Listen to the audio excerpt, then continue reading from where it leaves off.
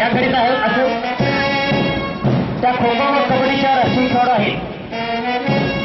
या विभागामध्ये साधना वाघमारे, फिरोज शेख, राजू साबळे व बंडगे हे हॉकीचे राष्ट्रीय खेळाडू, सूरज वैदंडे बास्केटबॉलचे राष्ट्रीय खेळाडू तसेच योगिता परदेशी अथलेटिक्सचे खेळाडू आहेत.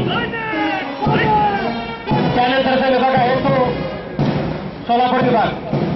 या विभागाचं नेतृत्व पोलीस शिपाई मधुकर आहेरे व सोनाली सूर्यवंशी हे करीत असून या विभागामध्ये श्रीराम बारामतीकर, अंकुश परखंदे, इंद्रराव सोबरकर हे कुस्तीचे खेळाडू आहेत.